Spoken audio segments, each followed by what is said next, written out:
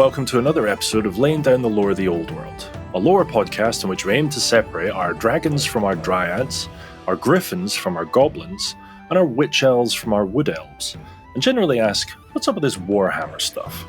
My name is Ben Crone Barber, and while I used to know pretty much fuck all about Warhammer, I now know very little. With me is my co-host Christopher Crowlin Allen, Blawning every bloody. who, despite years of valiant effort, still knows next to nothing. Bless, bloody blue. And my dear brother Darren, I'm worried Kral's had a stroke. who knows so much about Warhammer, it's frankly disturbing. I'm blind. After an abysmal attempt at playing Vermintide many moons ago, this dichotomy between our levels of understanding became clear, and this series is an attempt to address that blignorance. Snap. Jinx. I can't hear people Blinks. say like the B at start of words without thinking of that Finn versus history. Yeah. The what, sorry? Borden, Bamsey, Bummed, and Bloss Blemp. Bloss, I Blamp. think of the tiny chef. Blee, blah, Oh, yeah, the little blah, chef. Yeah. blah, blah, blah, blah, blah, blah, blah, blah. Amazing. Maybe they got it wrong and Bloss, Blamp, Blummed the little Blef. Yeah. Don't be brilly. Oh, that poor innocent Blef. That poor innocent Bloss, Blamp. What? There's nothing innocent about Bloss Blemp. He is He would definitely smack the fiddler. No. oh yeah. That's a t-shirt. We should definitely Don't smack the fiddler. I'm going to work on it. Yeah. I don't know what the silhouette logo is for Smack the Fiddler. I'm going to sort out. Don't you worry. Don't you worry, my son. He's on it. It's just a picture of Bloss Blemp. It's a silhouette of the pair of them. Smacking the fiddler. Sorry, smacking the fiddler. Yeah. Oh dear. Right. Well, band's done. Everyone shut up. Yeah. That's That'll achieved. do. Fuck it. That'll do. That's their lot. Hello, Reichland. It's Oh, hello, time Reichland. for Oh, my God. Sarah's recap.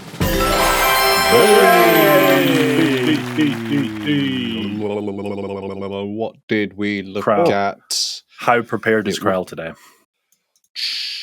We're about to find out. We Chaos Come on. Chaos Dwarf Society. How about that? How about that for a shot in the dark?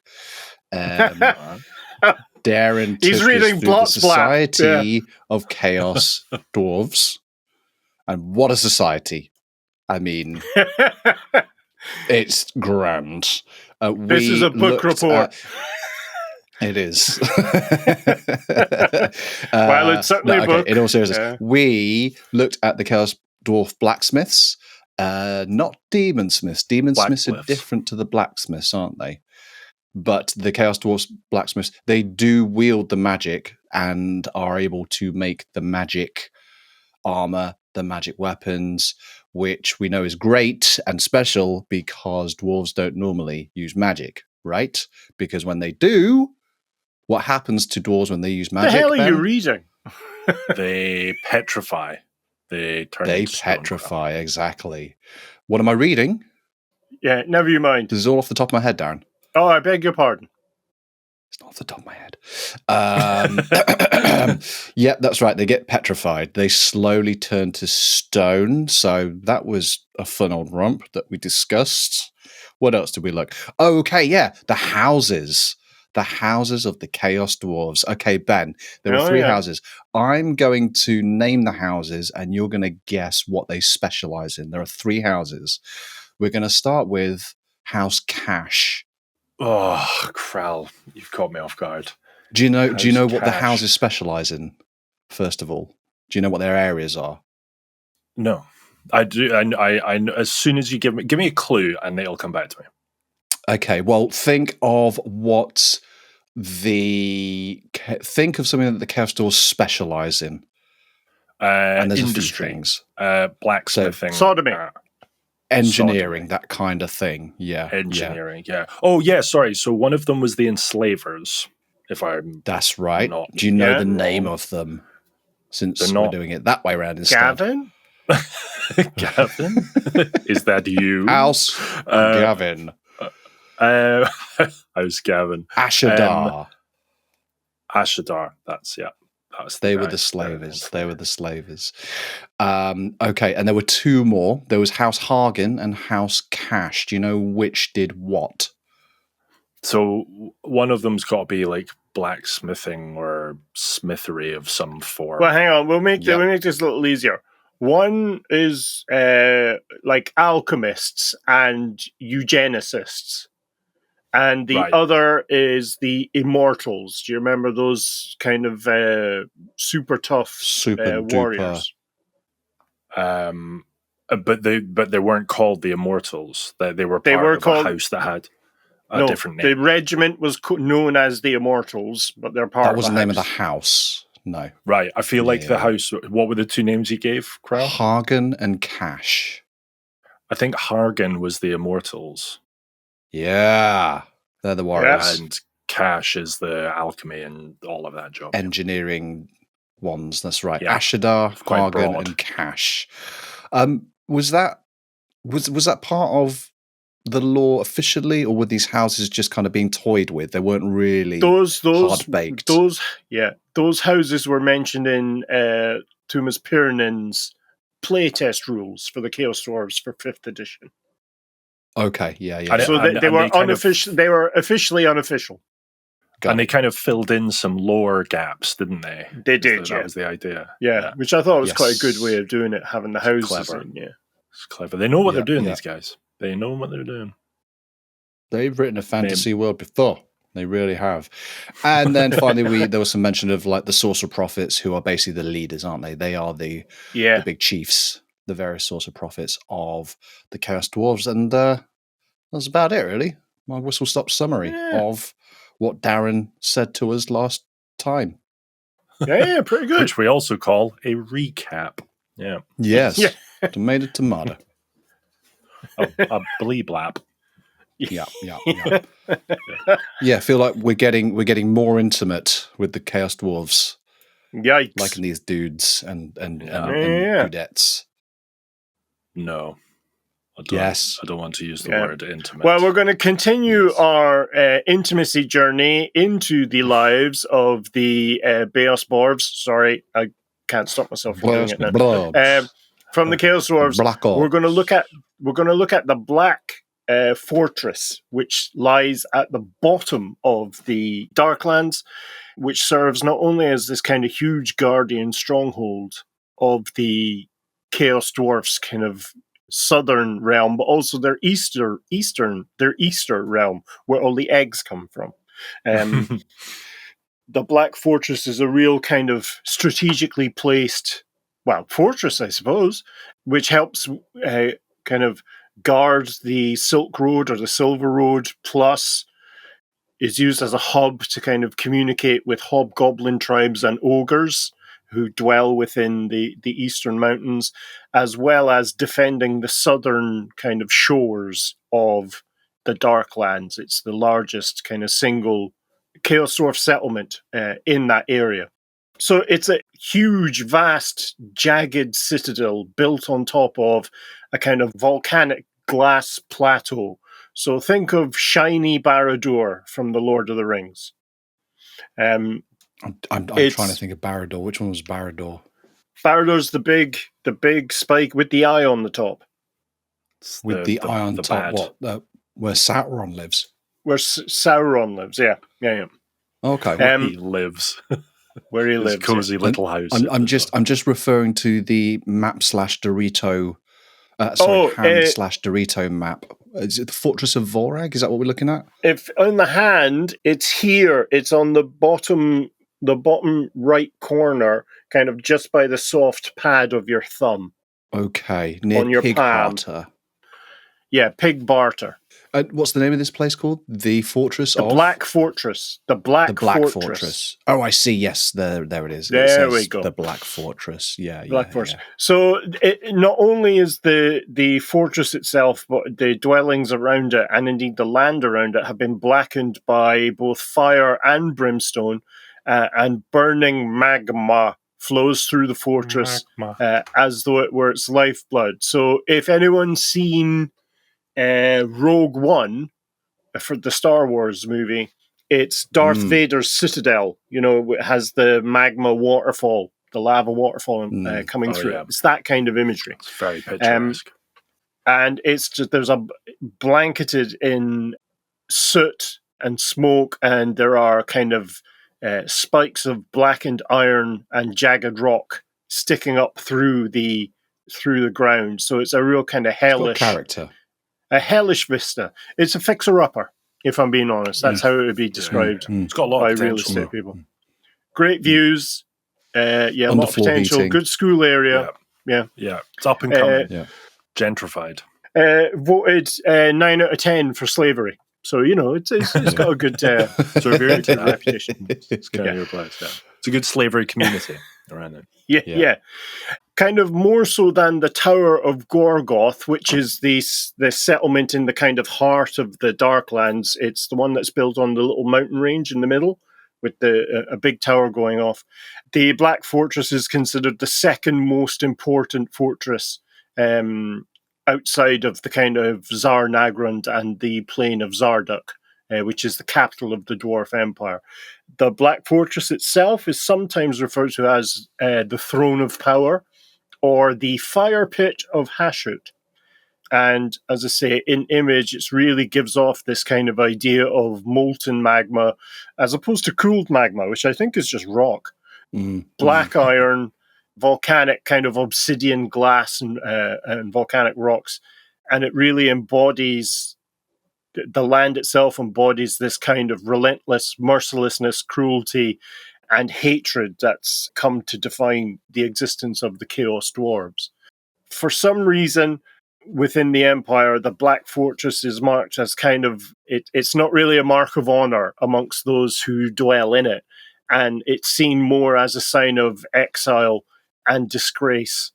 And the fortress itself stands as a kind of, almost like a dark mirror that reflects not only the glory, in quotes, of Zarnagrand without having really any glory itself. Unlike most other fortresses and dwellings within the Chaos Dwarf Empire, the Black Fortress doesn't have any mining or industry outside of repairing equipment or making small amounts of highly wrought weapons and armor. Because the Black Fortress is principally a military outpost. It's not a production center. And it's the headquarters of the Legion of Azgorh, which is its own standing army that's tasked with patrolling the southern Darklands, escorting slave caravans through dangerous terrain, such as like the Howling Wastes that's next to it, and defending the realm against invasion from ogres, orcs, and other threats rising from kind of beyond the eastern mountains of Morn. So I'm guessing like Cathay. Do you know what I mean? The armies from Cathay that would travel through. Mr. Chris. That would travel through Mr. Chris. Ooh, against my consent. Yes, that would travel through Mr. Chris. The Black Fortress being in such a strategic place and having such strategic importance and such strategic responsibilities, why is it viewed in Dwarven society as lame or not honourable? It's really for two reasons. First, it's a place of pure Darwinian brutality. So it's which the Chaos Dwarfs are all about. Yeah, but it's also so far from Zarnagrand that it's a place where those who have crossed the kind of paths of the sorcerer priests are deliberately sent away from the central worship or central site of worship for Hashut. There's also a third thing where if you're sent there, your identity is sort of erased. Not your sense of self, but your, like, because there are so few Chaos Dwarves within their own empire, everyone eventually hears about everyone else. And so you trade on your good name to try and get more power. And if you're sent to the Black Fortress, and we'll see what happens, or we'll see in the miniatures what happens, your individuality is stripped away, as in your visible individuality is stripped away. It's very much like the wall in, is it the Black Wall in Game of Thrones?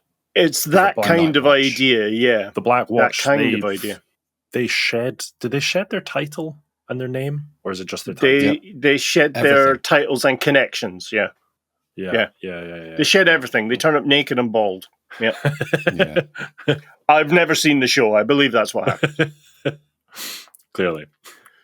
It's kind of like a bit of a penal colony sort of thing, but one based around shame. Oh, we're back to the naked thing again, eh? Yeah. It's Australia. That's what we're saying. It's Australia, yeah. It's Australia. Underneath the Black Fortress, it's described as a kind of hellish warren of caverns that are used as barracks for the Infernal Guard, and we'll look at them shortly, which is a cult of like disgraced warriors condemned to redeem themselves, with failure meaning death. So it's very much a kind of troll slayer kind of vibe, but you're sent into a regimented structure rather than abandoned really to a solitary life. Even among these Infernal Guard, there are elite versions known as the Ironsworn, and they end up being the personal bodyguards of the fortress's rulers, and we'll have a look at them as well. The current leadership of the Black Fortress, and thus the Legion of Azgorh, is a sorcerer priest known as Drazoth the Ashen. Drazoth the Ashen. And for many centuries, he's led the fortress and the accompanying legion, and once was a minor hellsmith in Zarnagrand, a form of demonsmith, and he rose through kind of ruthlessness and ambition, mastering the darker side of fire magic. That's weird. And demonic engineering, until he was kind of ousted by his arch rival, who we'll talk about when we talk about Chaos Dwarf characters, and sent to the Black Fortress as a kind of as a punishment, as an exile / penalty. It's a very niche topic he's chosen: the dark side of fire and demonic engineering. It's going to be a hell of a thesis. Lot of research for that. I mean, it is like some demonsmith went, well, I mastered fire magic and demon engines, and Drazoth went, someone hold my slave, and then went into it straight away.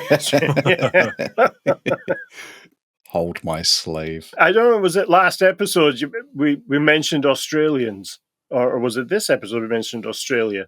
Yes, it's Australia. I now can't imagine them. Yeah, I can't imagine the Black Fortress now without Chaos Dwarves with Australian accents. Good day, mate. That'd be amazing. Yep. Oh, yeah. All right, mate. We're going to go and get some slavos, eh? Flaming glass. Some flaming glass. Some dark side of the flaming glass.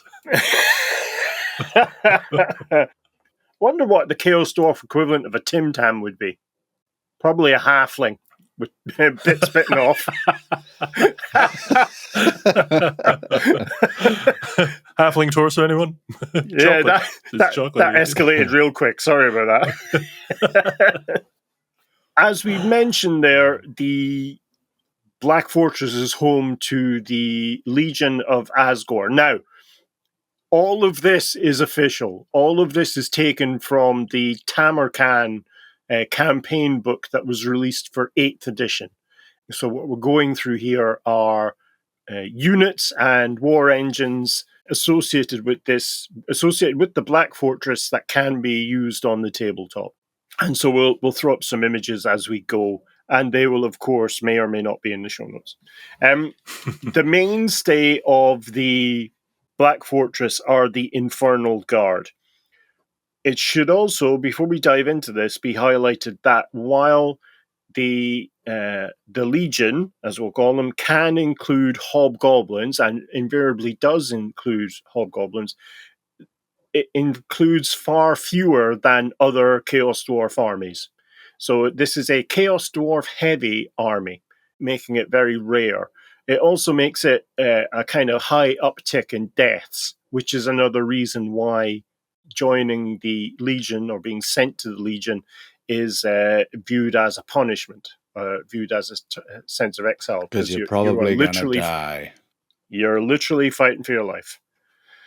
So the Infernal Guard are amongst the kind of most legendary warrior cults within the entire Chaos Dwarf Empire, rivaling the Immortals in terms of notoriety. And are sworn to defend the citadel of the Black Fortress to the death. It's implied that it's their death, not the death of the Black Fortress. And will carry out the will of Drazoth without question.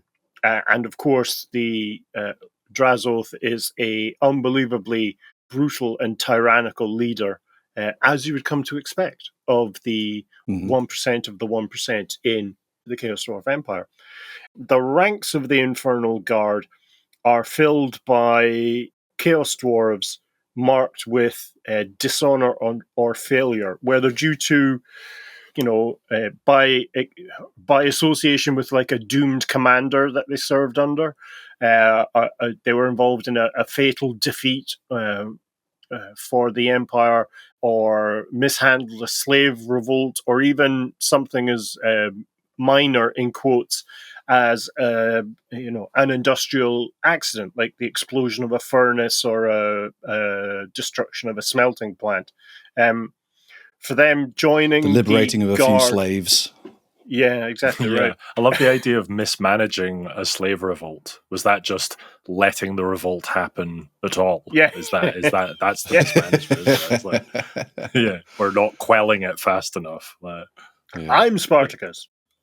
So joining the guard, or indeed being sent to the guard, is seen as a slim chance at redemption, or indeed a complete death sentence if they fail.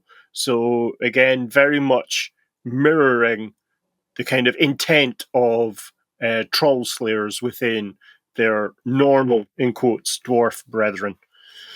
When they're brought into the guard, they are stripped completely of their former identity. Their names are erased, and all their past ties are severed, and they're giving a kind of symbolic rebirth under the chains of duty. The guards themselves then are modeled together as a unit through being relentlessly drilled.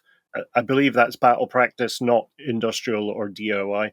And then heavily armored infantry held within various companies within the Black Fortress itself. So they're able to deploy either as separate units or one mass unit, a la the Immortals. The weapons they have range from kind of heavy hand axes and shields to the quite exotic fire glaive, and we'll have a look at them just now physically with some images. Sounds beautiful. The fire glaive. The fire glaive. It sounds like a restful and relaxing spa, rather than the fearsome repeating handgun that it actually is, which also doubles as a kind of bludgeoning axe-style weapon. Yeah. So they're trained with both kind of sets of weapons, so it gives them great versatility to operate either as kind of melee infantry or a kind of elite units of ranged troops. Within the wastelands that surround the Black Fortress, they're seen as the first line of defense, or indeed offense, against the kind of natural horrors and the beasts and invaders that stalk the Darklands routinely. So here is a couple of images of the Infernal Guard in both of their sort of layouts. These are unpainted. All the images I have for these guys are unpainted, I'm afraid. So you can see, we'll deal with the axe soldiers first. You can see straight away the aesthetic difference between regular, in quotes, Chaos Dwarves and the Infernal Guard. So looking at the axe wielders, they have short helmets. They have regular size helms, and which are routinely faceless with maybe some eye holes, because that's kind of handy in battle. It's good to see. Yeah, and they've got kind of heavy shields and hand weapons, and really heavy kind of black iron scale armor. And so, I love that they've cut the edge of their shields off so that they can give dead legs. Yeah, poof. Or Charlie horse, as it's apparently called in Canada and other parts of the world. It's a pee hole, Ben. It's a pee hole. These are. I think my primary issue with Chaos Dwarves is the hats. So these are really some Chaos Dwarves I can get on board with. These guys look fucking. Exactly. Remove the stupid hats, and actually, they look pretty badass. They're pretty bad, yeah. Stocky units. Badass indeed. Yeah, but as we kind of mentioned earlier, their individuality is just gone. They are. I'm okay with that. A regiment of just Chaos Dwarves. Yes, but they aren't. Is my point. That's right. But I'm fine with that, Darren. That's the main thing. But they know that Krell isn't. So that's know that he is. And the axe remembers, or the axe forgets. Yeah. And then we have the second image. There is the Chaos Dwarf units with the fire glaives, which is basically just rifles. With axe blades welded onto the bottom of them to allow for good measure. Well, chopping. So there looks a bit like it's like the Chaos Dwarf version of the Final Fantasy gun blades, isn't it? It's it's quite a cool. It's quite a cool design. I'm impressed. Yeah. They look a little bit Necron-y at the end, don't they? With the spikes. Oh yeah, with the veins. The spine veins coming out of the rifles. Yeah, very cool. I wasn't able to find a particularly good image of the Ironsworn, which are the elites of the Mr. Chris. The elites of Mr. Chris. Sorry, just the elites of Mr. Chris. Just still dwelling on these units. They are called, the something the guard? Infernal Guard. The Infernal Guard units. Yeah. You've shown us pictures of the unpainted units, which still look cool. Are there no images of painted units? And if so, that surprises me. None that were of a resolution. None that are legal. None that were at a resolution where you could clearly just see it. But also, I didn't want to grab painted images from someone's Instagram without asking them. Okay, fine. Yeah.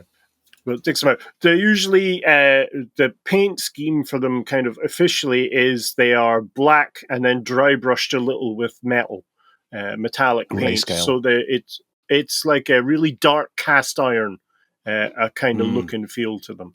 Cool. Big fan. I like them. Big fan. I think this might be the first dwarf units I've seen with full helmeted heads. You can't see their is often their comical faces, so they actually look seriously mean. These units. Who thought that taking away the mile-long hat would have that effect? yeah. Somehow that fixes them. Yeah. I'm sure that all the chore fans listening to this are fucking swearing at their stereos right now, throwing their regular dwarf minis at the radio. Yeah.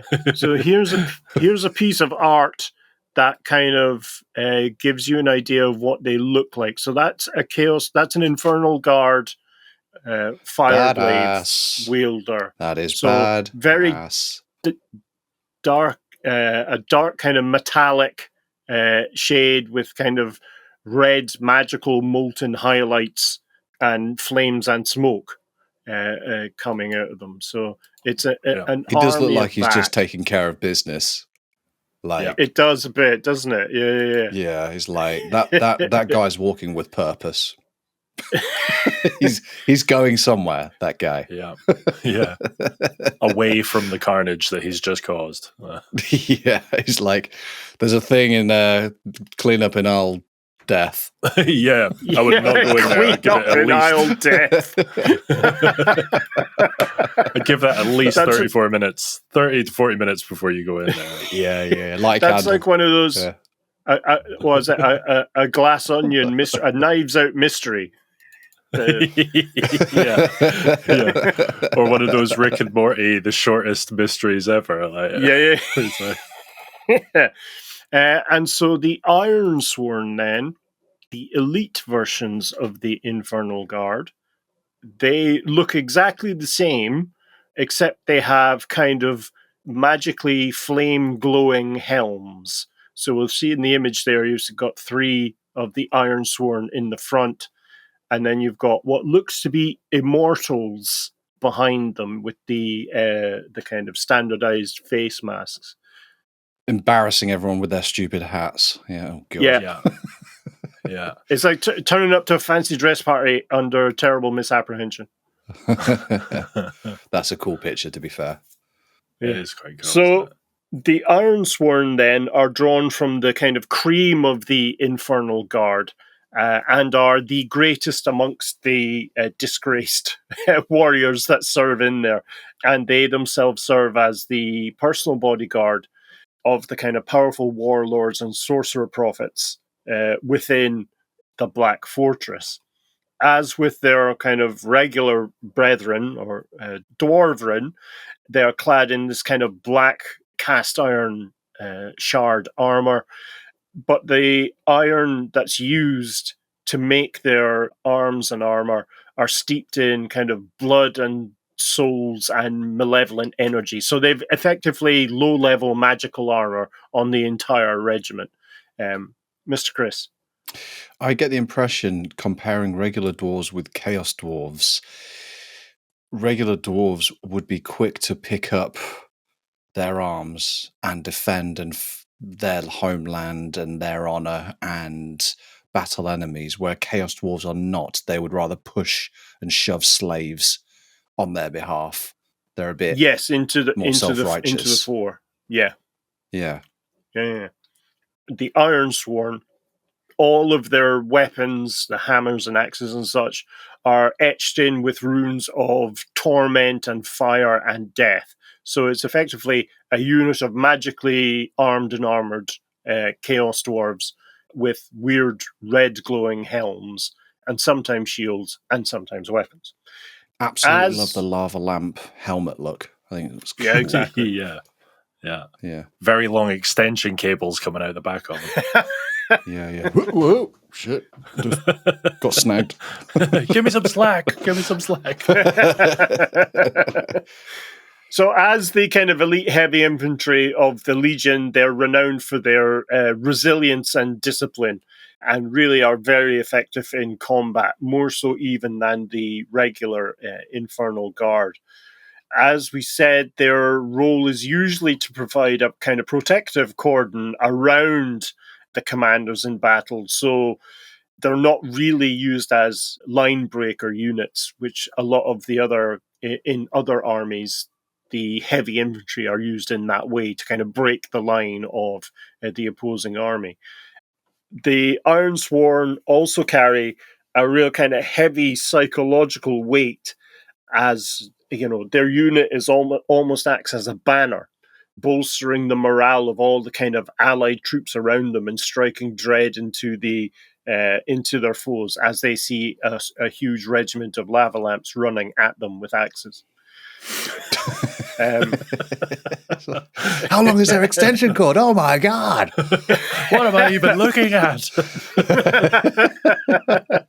Ooh, that one's blue.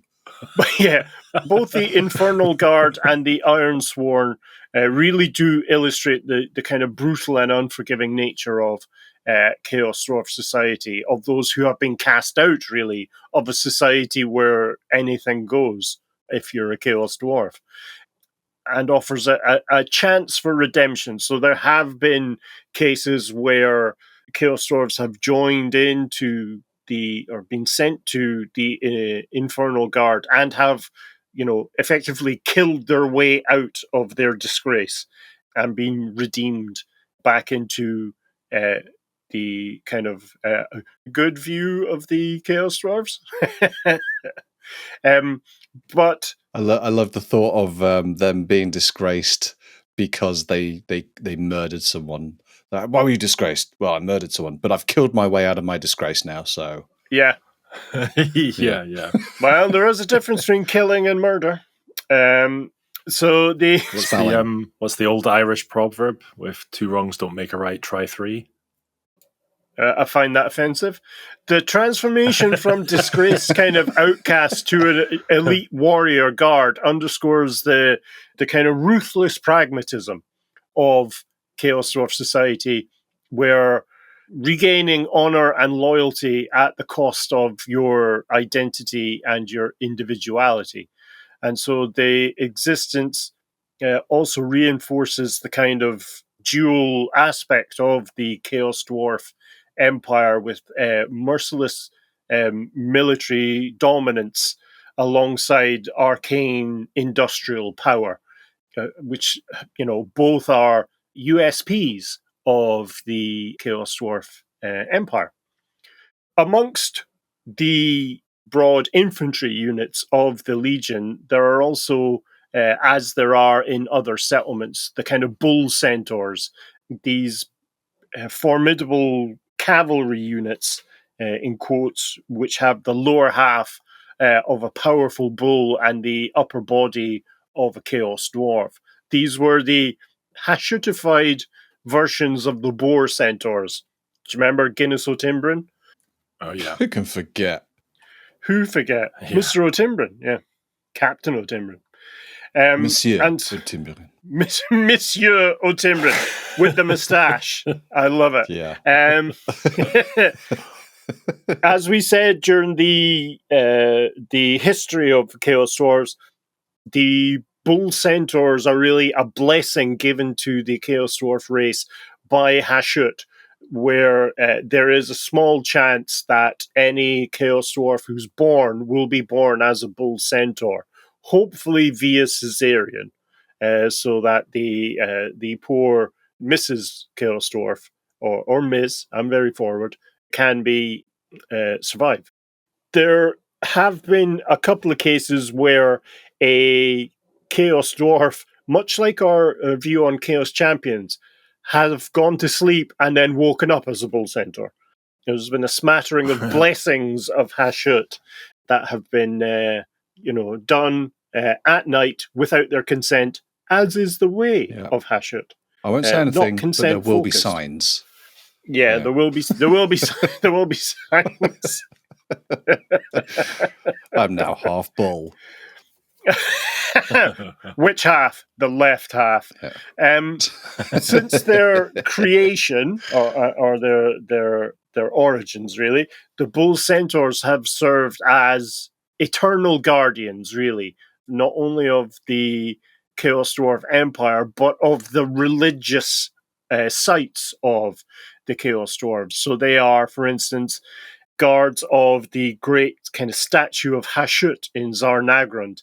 And the captain of that kind of regiment of Bull Centaurs is one of the great generals of the city itself. So, as a warden of the entire city of Zarnagrand, and is indeed one of the most influential leaders within all of the empire. Mm. They are themselves incredibly sharp-minded and intelligent, certainly equal in intellect and wit to Chaos Dwarves themselves. To Chaos Dwarves themselves. They are intellect and wit. Are they wit? I can't imagine them having much wit. Wit in terms of like humory wit. I'm going to hit you in that. I'm going to hit you with my axe. It's that kind of it's very straightforward. This guy's fucking witty. Like even next joke. Have you heard that joke? Tell me, are you the front end of a fool? And the person says no. Are you the back end of a fool? The person says no. Well then, sir, I can only surmise you are no end of a fool. It's that kind of nonsense, yeah.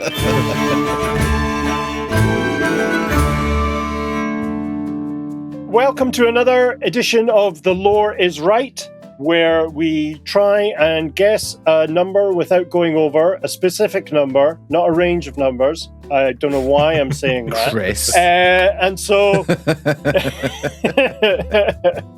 the prize you're playing for this week is this paintbrush. Fantastic. Ooh. And so the question is, regarding the Hobgoblin Warlord, Olga Khan.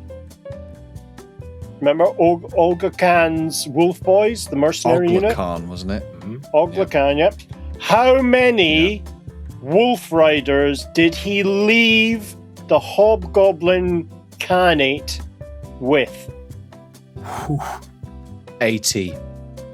Gosh, he said that with such certainty, didn't he? Yeah, he's ruined it a little bit. Yeah. I think he's got it. I'm gonna say. I think Chris might know it. Yeah, it certainly seems that way. Holy smokes! I'm gonna say 80.1. No. No, to be fair, I did not specify a whole number. That is true. 80 and just a little bit of one. I'm gonna say 81. You're going to say 81, and you're saying 80. Because I have no idea, and I know Kral. I know when he's certain about something. So yeah. Right. Yeah. The correct answer is 600.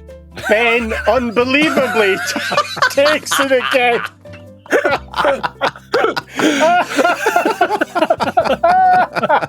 I wish I'd stuck with 80.1, to be honest. Oh, Christopher Crowell and Alan, rarely right, but never in doubt. Confidently wrong. So true. Like, that is brilliant. I was so confident because where that confidence came from was while I was setting the COD question, so I was listening back to the episode and it was something about when he left the or was exiled or whatever, betrayed his jobby. He left and there were like 80 or something, but that he ended up with 80, didn't he? After he ended up with about 60 to 80 Wolf Riders. Yeah, after he ended up in Tilia. Just stick with the answer 80. I'm trying. That question will come back around. Yeah, exactly. And I'll be like 600.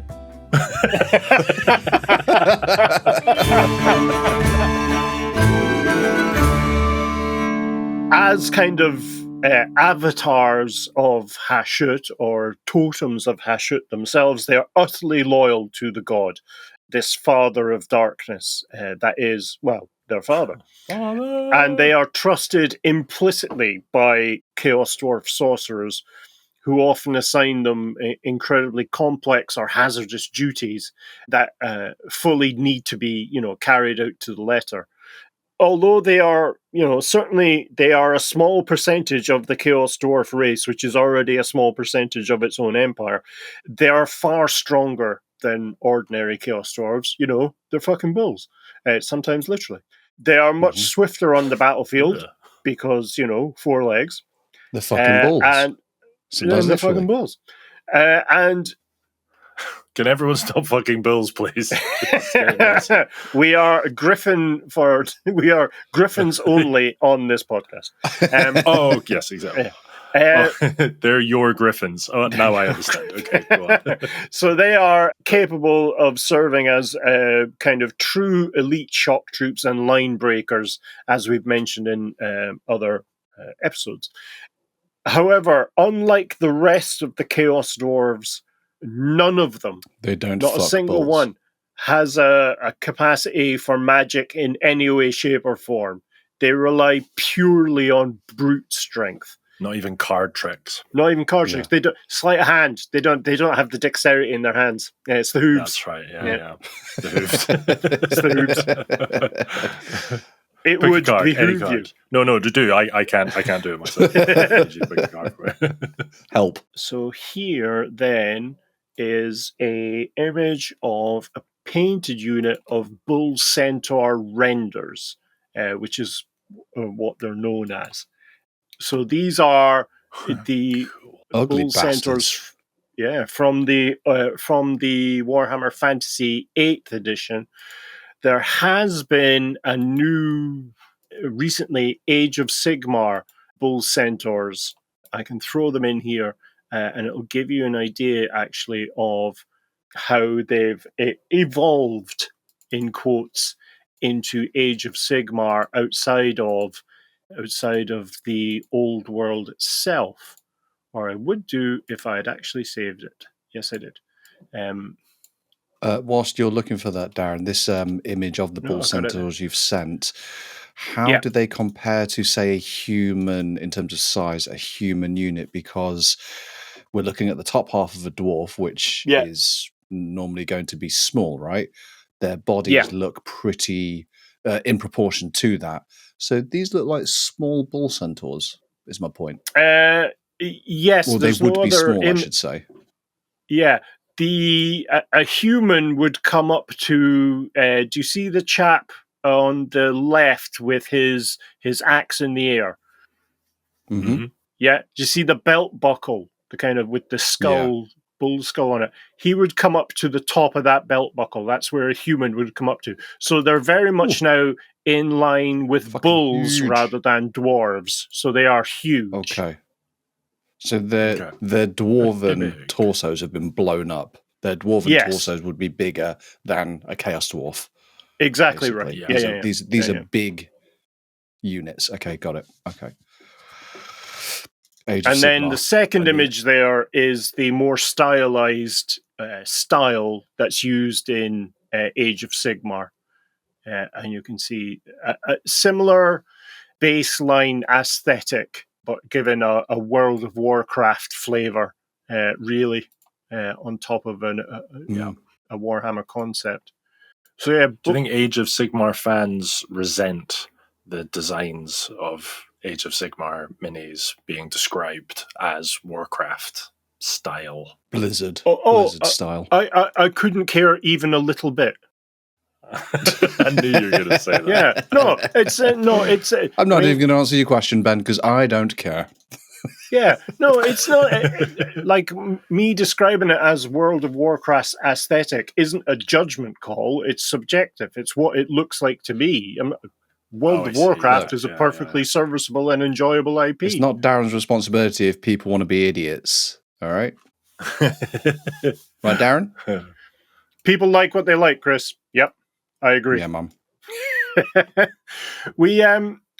We'll take a brief tour now around the more angry and large war machines that are used within the Legion. So even with the Infernal Guard and the Bull Centaurs and the occasional Hobgoblin units, we'll cover Hobgoblins, I think, in the next episode.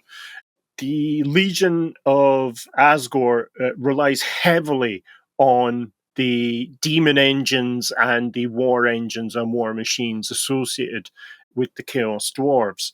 We'll deal first with the Iron Daemon, which is a traction engine. You guys know what a traction engine is, right? It's like a steam-powered tractor, effectively. Traction engine, yeah.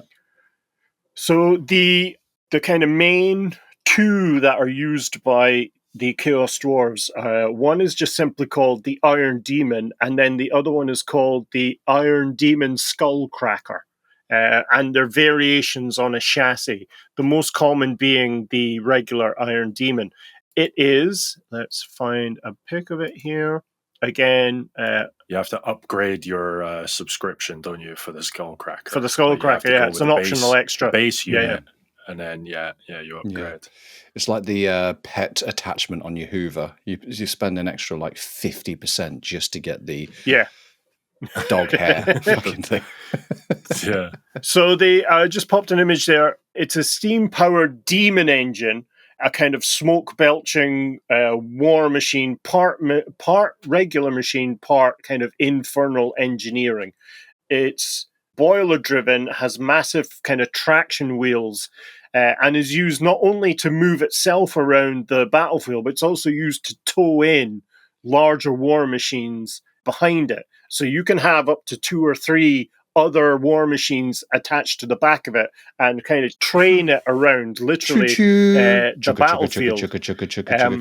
It is... It's like the seaside trains you get, the little trains. Exactly right. Yeah. Are the designs on the wheels not very kind of chaosy, like not in a Hashut way, but in a chaos god kind of way? In a chaos way. Yeah. Is that the demon aspect, do you think? Yes. So the 8-pointed star really is associated with chaos as a concept rather than individual chaos gods. It means that effectively the symbology of it is you can do anything and go anywhere. It's everywhere. And that's the kind of... It's freedom. The chaosified stuff. Itself, as a war engine, it's a fully mobile piece of artillery. So it's got 2 huge organ gun style cannons on the front powered by steam pressure. So they can unleash like huge storms of red hot shrapnel.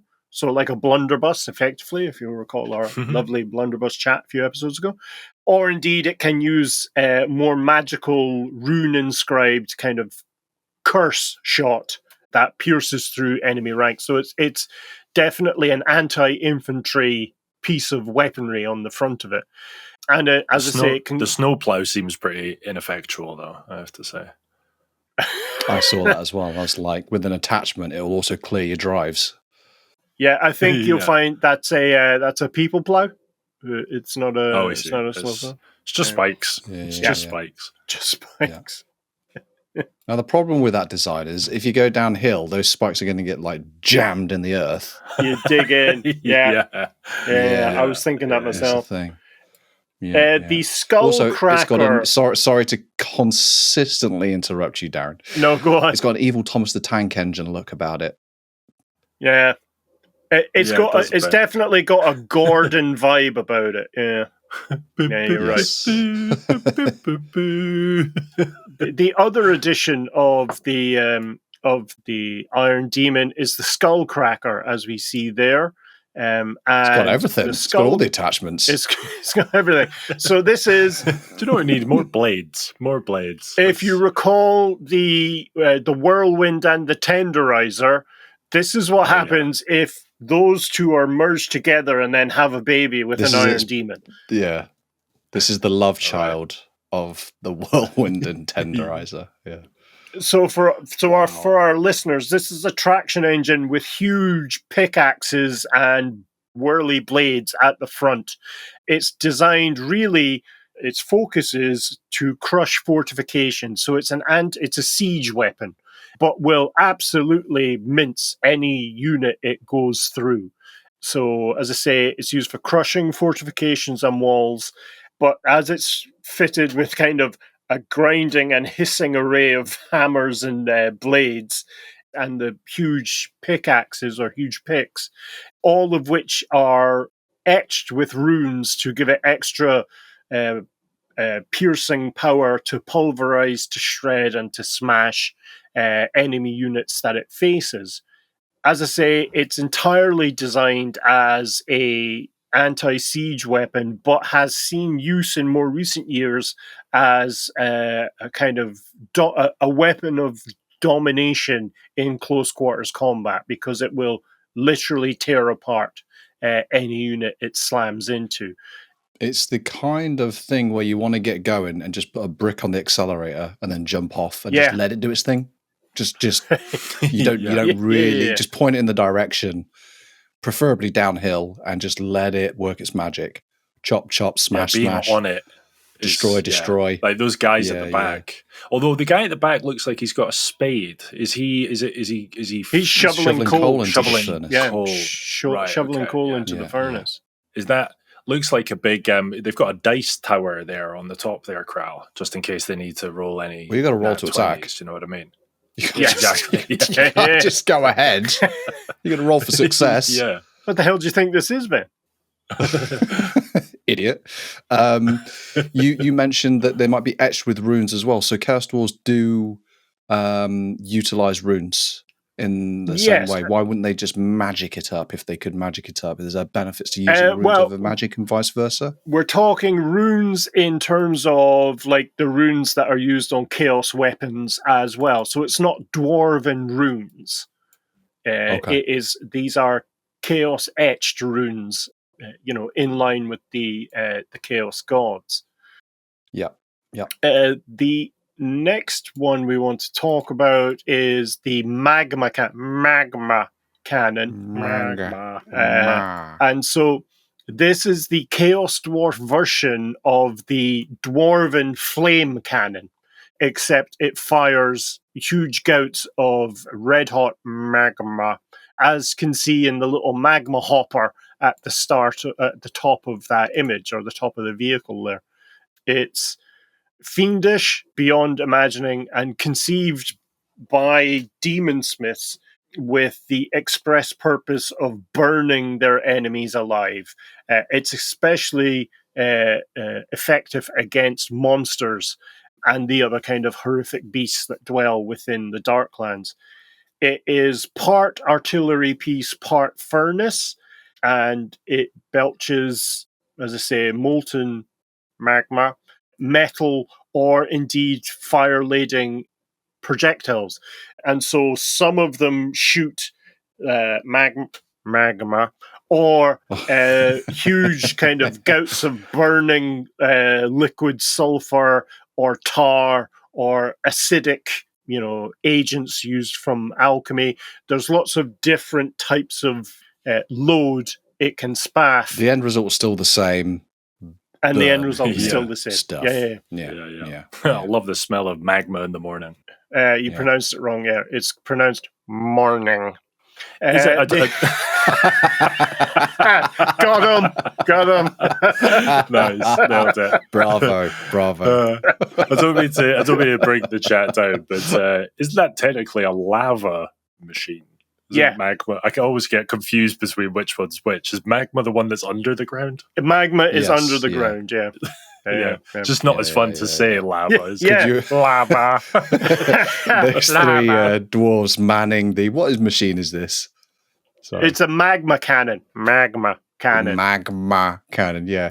Those three dwarves, I think that's us three just arguing like, no, we're loading the lava crowl. No, it's magma, Darren. You just pronounced morning wrong. It was magma crowl. It's now lava because we took it out of the ground.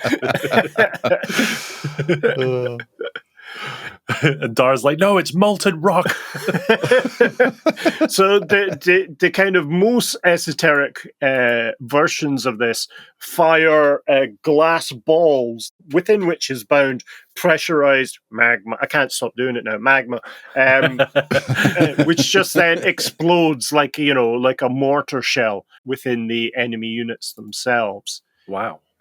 What's the science behind the actual propulsion of said glass ball without glass ball shattering within said cannon? Well, we're dealing with kind magic? of fantasy and magic and that kind of stuff. Use your fucking imagination, Ben. Use your imagination. Yeah. Magma Nation. Yeah. So the as much as the regular dwarves would find it a distasteful comparison, there is effectively no difference between this and the dwarven flame cannon, which fires out like treated napalm onto the enemy force. Doesn't work. Napalm. Yeah. The final kind of newer war engine we want to have a look at that the Legion uses is the Deathshrieker rocket. And this was an image we used at the start of the Chaos Dwarf episode to kind of highlight the differences between the editions. Arguably, this is the most diabolical weapon that the Chaos Dwarves have ever devised. because it's called a Deathshrieker because the rockets themselves carry bound, howling fire spirits that are harvested from the altars around Hashut's temples.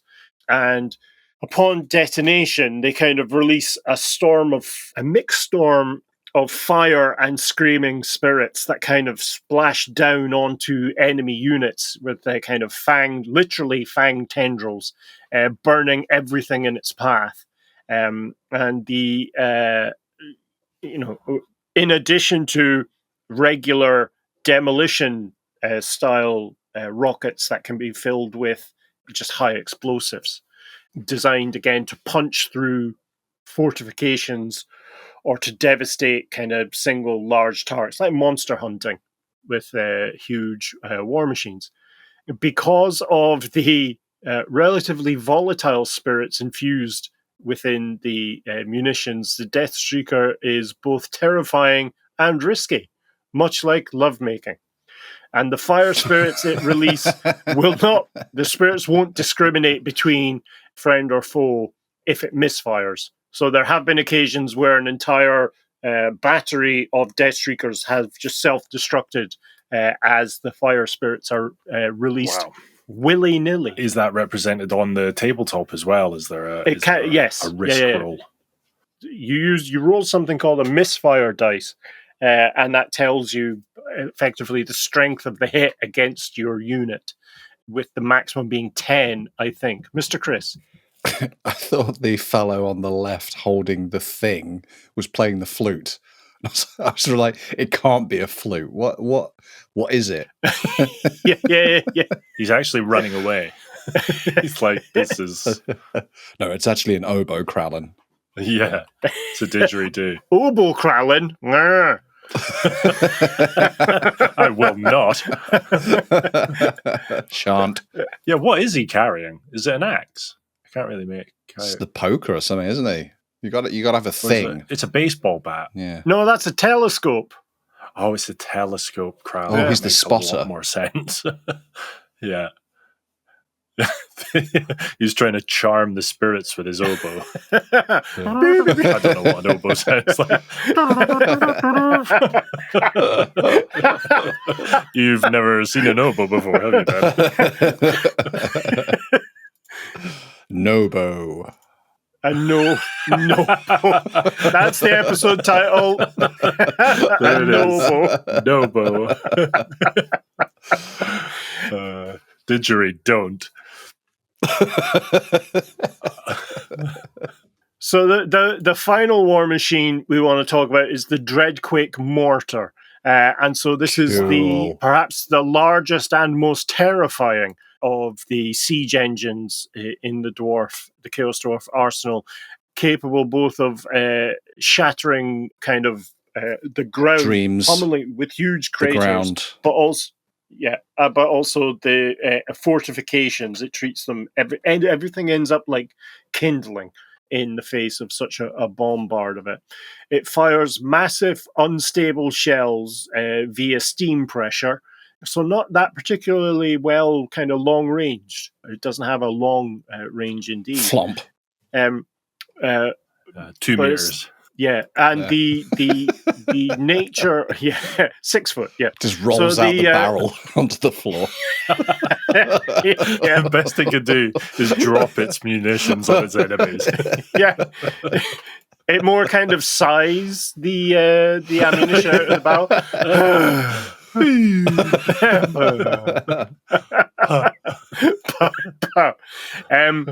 The shells themselves are just, huge spheres of explosives, as you can see in the image, handled by a semi-naked ogre who's treated as the loader of the shells into the cannon. Fit. On impact, the shells explode with a kind of roaring blood-red light. Roar! Unaccustomed as I am to exploding. And it's a magical explosive, and I mean that in the bad way. Ripping everything apart. Yeah. And it's treated as effectively being a hammer blow from Hashut himself. because of the immense size and power of the Dreadquake Mortar, as you can see from that image, it is often towed into battle by an Iron Daemon. So it's why it looks like a train carriage, effectively a flatbed train carriage with a cannon on top. And that offers flexibility for it to be set up and moved during a siege or indeed in just open field deployments. It is a very slow firing weapon, relying on overwhelming destruction of each kind of shell rather than rapid repeating fire. I take it that would be like if whoever you were playing, that would be a pretty primary target for them. Like they would go for that yes, first and get it. Especially given that go for on the tabletop naked ogre.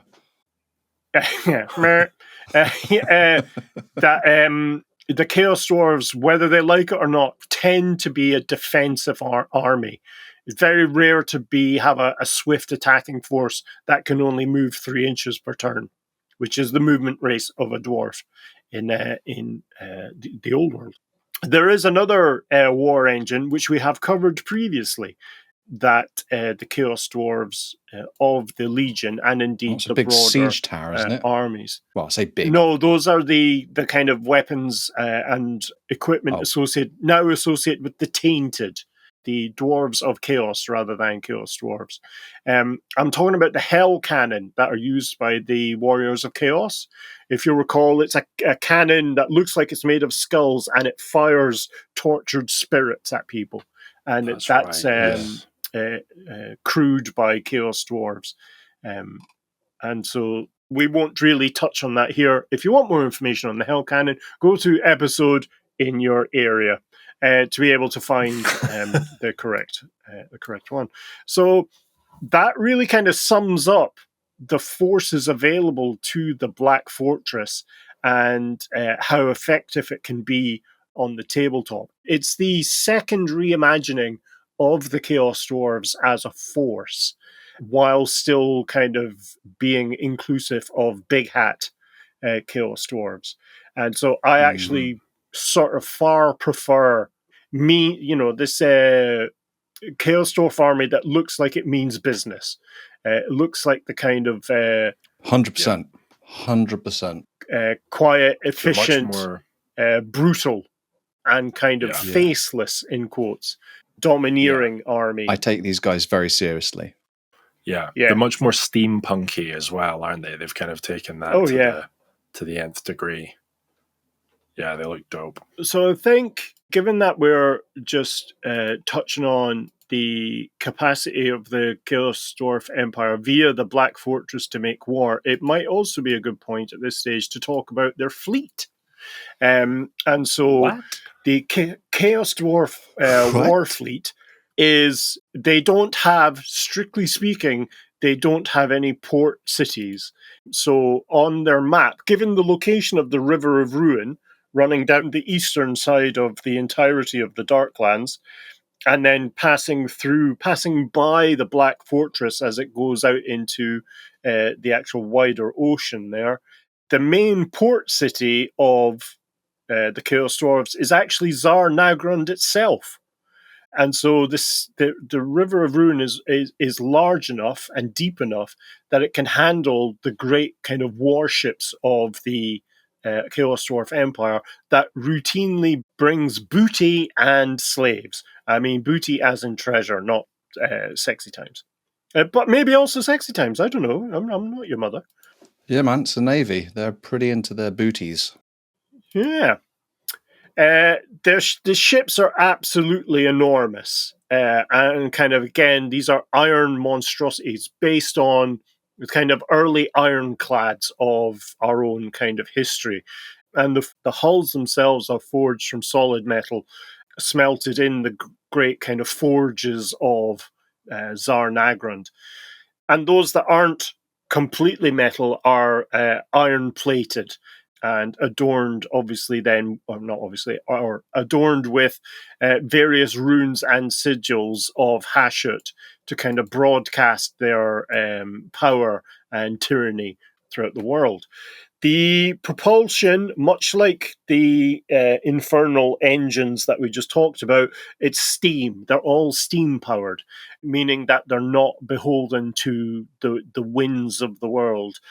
And these combustion driven powers makes the fleet comparatively independent of weather. So they've got an all weather fleet and are described there as effectively floating engines of war.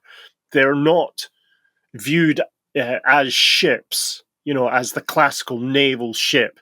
They're actually just a boat built around a huge engine of war that allows them then to get the weapon into range to be fired. And so very much, if you recall the Dreadquake Mortar that we just looked at, with the Ogre, there is a naval version of that on a much larger scale. Although I think the ogres are the same size, because that'd be weird. No, please yourselves. They've got 4 types of ship included in the Chaos Dwarf war fleet, and we'll just have a quick gander at them. Ben, when does a boat become a ship? I don't know, Crown. When does Is it a boat become a size? ship? Don't know.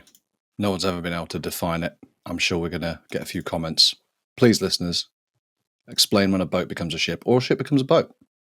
These are mighty colourful, aren't they? Generally, if the vessel's displacement exceeds 500 tons, it is considered a ship. A ship. Or if, this is hilarious, or if it's large enough to carry a boat. Well, wow. You don't need to go very big in order to carry a little kind of rib, do you? Little dinghy. Yeah. Yeah. You can fit a rubber dinghy on a yacht. Does that make the yacht a ship? When does a dinghy become a boat, though, eh? Yeah. Welcome to Shiver, laying down the Shiver Me Timbers. Yeah. So we'll just quickly run through the 4 kind of main types of ship associated with the Chaos Dwarves, and maybe indeed one of them's a boat. So we've got the Great Leveler Battle Barge, which is effectively, it's that Dreadquake Mortar on a huge scale. It's a huge warship and mounts a massive mortar which fires into enemy fleets and also settlements, coastal settlements. It uses this kind of large displacement that it has to absorb the recoil, which is tremendous and much larger than any land-based artillery platform that they have.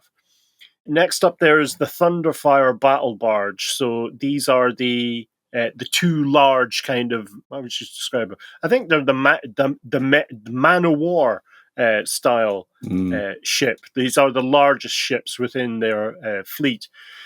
The Thunderfire Battle Barge is, again, an enormous ship, but it carries a staggeringly impressive rocket barrage system, which again fires into battery. The ships. Yeah, fires into enemy fleets and enemy settlements. They don't look too dissimilar to 40k spaceships, because that's kind of what their hulls look like, don't they? Just like big old seafaring ships with towers on them on the back. With cows on them? Done. What? Yeah. Moo. Moo. But what I love about the 2 kind of battle barges is they've got themselves the big hats, which serve as, what looks to be the crew quarters and also the steam stack for the war machine itself. Probably got a shopping mall in there as well. Most cruisers do. Yeah, it's a clever inclusion, isn't it? To kind of, because we obviously know these are tiny little minis, but to give them scale, so that this rocket stack is essentially 6 or maybe even 7 stories high. Oh yeah, easily. Yeah. Dwarf stories? Are they dwarf? I'm assuming it's all proportional to the dwarves. Yeah, it'd be proportional. Yeah. But again, we're talking about Chaos Dwarfs, so the bigger, more domineering, the better. These great kind of flagship style machines of war are then supported by two different types of almost like frigates or ships of the line. Boats. Boats, yeah, maybe boats. These are the hull destroyer, which is really the most dwarven idea of what a ship is, which is just a battering ram on a ship. And so it's it's effectively used for smashing through the larger hulls of enemy ships or completely disabling smaller, lighter vessels. And thus it's used for kind of close quarters melee. Go there. We're pointing this way. Yeah. And then it does this. We're going this way, and then back and forward because it's a ram. The other ship there is called the Thunder Roller, which is an insane combination of a boat-based or ship-based, boat-based steamroller with a huge fire thrower on top of it. And so that's used to really as an anti-light enemy light ships or anti-infantry aboard ship's crews. So it's used to effectively steamroller through smaller craft and then set everything on fire. Which, when it comes, extra. When you think of Hashut, that's the kind of idea that you get from there. God, that's so Hashut. That's so Hashut. Your mother's so Hashut. She steamrolls over light vehicles. Mr. Ben.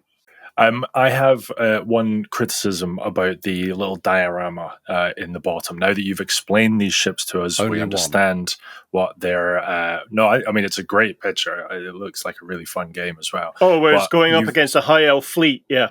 Exactly, yeah. And so the formation of the Chaos ship seems a little counterproductive now that you've explained what they do. You essentially have two rows where you've got the big artillery ships right in the front, like nose to nose with the Eldar ships, and then you've got the fire-spewing Thunder Roller in the back row. So it seems like that would have been better to have the Thunder Roller and the artillery swapped round. Oh, you're not wrong. I think the little scene is shown that way to better emphasize the ships that are involved rather than to tactically show a good situation. Right. Okay. So do not copy this strategy, people. Yeah. Within that little vignette, you see a tiny little red flying Taurus. Cute. Flying cow. Moo. Yeah, associated with the Doppler moo. Chaos Dwarfs. Within the game Man of War, each faction had its own kind of winged or aircraft style unit that could use to kind of harry the sides. And for the Chaos Dwarves, it's these great Taurus riders. So you've got Chaos Dwarf heroes atop these winged bulls that can strike at the crews or indeed land on enemy ships and create chaos amongst the ranks. Oh my God, it's a flying fucking cow. Yeah. Wow. I love the idea that you're working away and then suddenly behind you hear moo. And, oh, fuck. Yeah. It's that kind of thing. Where did you come from? They flanked us, sir. They flanked us. That would be discombobulating. Yeah. So those are the units involved in a Chaos Dwarf fleet. It should be said that in terms of how they play on the tabletop, they are floating war machines rather than traditional kind of naval vessels. And so they are a kind of watery reflection of the land-based domination that the Chaos Dwarves are used to having in terms of being ruthless and mechanical and heavy and somewhat over-engineered, relying really on firepower and artillery barrages more than hit-and-run tactics associated with fleets like Bretonnia or the High Elves, that kind of thing. They look like they hit hard, but they're not that maneuverable. And that goes for a lot of all their war machines. Yeah. General tactics. That ties back into this kind of central pillar of kind of industrialized magical might married with kind of brutal martial dominance. So they are definitely the Leroy Kralkins of the Warhammer fantasy world. Roll first, ask questions later. Yeah. Exactly Yeah, exactly. right.